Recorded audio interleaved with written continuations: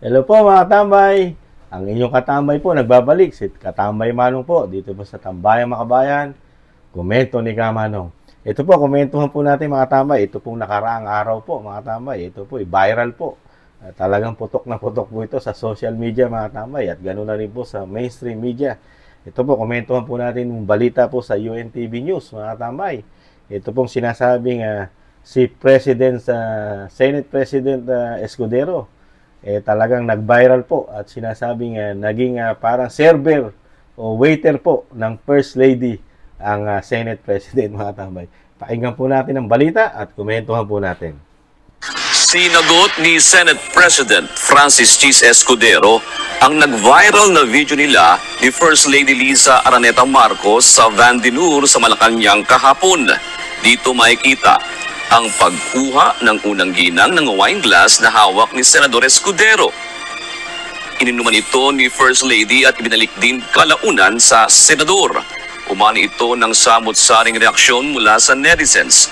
Ayon kay Senador Escudero, kinukonsidera niya bilang pagiging gentleman o maginoo ang pagisilbi sa mga kababaihan. Anya, bagaman maaaring sabihin ng iba na tila pagiging under ang kanyang ginawa, hindi anya kailanman magiging makaluma ang pagiging maginoo at pakikipagkapwa-tao.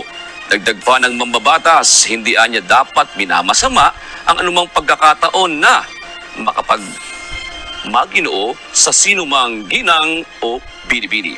Wala pang inilalabas na pahayag ang Malacanang sa isyong ito. Siyempre po, mas powerful po ang ayon po sa kanila. Katambay. Talagang dapat po nila sundin ang First Lady, asawa po ng Pangulo yon. At sinasabi nga ni si Senador o Senate President Escudero na talaga siya very gentleman mga katambay. At talagang nakita po natin sa video mga katambay na yung wine po ay para sa kanya po yun. Sa tingin ni Kamanong, para sa kanya po yun. Hindi po para sa First Lady. Kaya lang po, hawak niya, di umano, tama niyo si Kamanong, pero hindi naman masama po yun, na kinuha ng First Lady, lalo kung hindi pa naman iniinom ni Senate President Chis, di ba? Dahil lahat po sila, pangmayaman po kasi itong mga gathering na ito, lalo po sa Malacanang. Hindi naman po pwede si Kamanong dyan, mga tamay, dahil hindi po papapasukin si Kamanong dyan. Kahit po si Kamanong taxpayer. Ang ginagastos po nila pera po ng bansa. Mga taxpayer, yung masasarap at masasarap na wine. Di ba? Yung masasarap na pagkain. Yung masasarap na, lahat ng masarap. Taxpayer po ang gumagastos po ng ginagawa po nila, mga katambay. Kaya po, wag na po siguro tayong palaki ng issue na ito. Dahil mismo ang magdadala naman noon si Senate President Chis Escudero. Kung ang nangyari man yon talagang nangyari na ang tingin yata sa kanya di umano ng isang First Lady ay server. Baka akala kasi ng First Lady excuse me po, akala po siguro ng First Lady yung dumarating po na isang Senate President ay isang server o kaya isang waiter, di umano mga tambay. Kaya kinuha niya yung wine, nung matikman po ng First Lady, ibinalik po sa waiter o server, mga tambay. Dahil po ang mayayaman sanay po sa ganun. Lalo po ang mga sinasabing, may mga gintong kutsara at gintong tinidor at gintong arinola. Mayayaman po kasi ang First Family, mga tambay. Hindi po sila millionaire, sila po'y billionaire. At kung paniniwalaan pa nga natin yung mga dating vlogger ng panatiko po ng Pangulong Marcos at ng mga Marcos, may mga Talano Gold pa nga pala, di ba? Ang sinasabi ng mga vlogger, parang nawala na po yata yung mga vlogger na sinasabing isang damukal ang ginto ng mga Marcos at may mga Talanong Gold pa, mga tamay. Ang sinasabi, magsasalba ng ating bansa ang mga ginto. At ang iniintay na lang po manalo po at magkaroon ng isang Marcos na presidente. Pero nasa na po kaya yun at nang mapababa man lang ang bilihin natin, mga tamay, sa sobrang dami ng Talano Gold at mga ginto, di mano. At pati po yata yung vlogger nag-iba na ng content.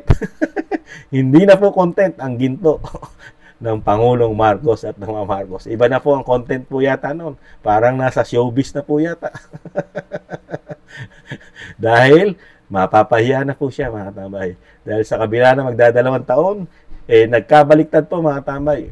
Imbis na mga Pilipino ay bumaba dahil sa ginto ang sitwasyon ng bansa. Ngayon po, ang bilihin po ang naging ginto, mga katambay. Sa laki at sa mahal ng presyo, bumaliktad. Imbis na tayo makinabang sa ginto ng mga Marcos, ang mga bilihin natin ay puro ginto na lahat. Ang mga binabayaran natin sa ating gobyerno at sa mga oligarch di umano na namumuhunan sa ating bansa. Di po mga katambay? Kaya natatawa lang si Kamano. Isiningit ko lang, yung ginto, tayo na nagsasaper sa ginto, sa ubod ng mahal. Lahat ay presyong ginto, mga katambay. Kaya po, ito po mga katambay, talagang ganun po talaga Dahil ito po, ganyan po ang sitwasyon at realidad ng buhay. Ang mga politiko sa atin, ganyan po. Talagang masanay na po tayo sa pamumuhay at pamamahala ng ating administrasyon. Dahil nagluklok po tayo ng hindi pangkaraniwang presidente at hindi pangkaraniwang First Lady. Kaya wag po nating hanapin sa First Family yung katulad nung nakarang administrasyon na kumakain lang ng munggo, kumakain ng pandesal, at kumakain lang ng sabaw-sabaw at sinasabing mga yung dinaing o fried yung beef na parang maninipis po yata yung paborito ng dating Pangulong Duterte, di ba? At hindi masyadong nagpa-party ng ganito napakadalas at napakaraming concert ng ating Malacanang, di umano. Iba tayo po kasi nagluklok sa isang napakayamang pamilya na niluklok po natin sa ating pamahalaan. Kaya po, yan po package po yan, mga tambay. Yung paglilingkod, saka yung sinasabing marangya na paglilingkod sa ating bansa, talagang ganyan po. Marami pa po, 4 na taon pa po yan, mga tambay, na talagang ganyan po ang magiging paglilingkod ng ating Pangulo at ng First Family na marangya. Marangya po kasi ang kanilang buhay. Never po sila naghirap at hindi po nila naranasan mamuhay ng mahirap. Kumbaga sa realidad, naranasan lang po nila makita ang mga taong mahihirap at makita ang nagugutom at nakikita po nila sa karsada sa kanilang mata na mahihirap po pala ang mga bahay sitwasyon ng mga kababayang Pilipino. Pero sa realidad, hindi nila naranasan yun. Pag uwi nila ng bahay, kung saan sila pumunta, iba-ibang bansa, mayaman pa rin sila. Never sila maghirap.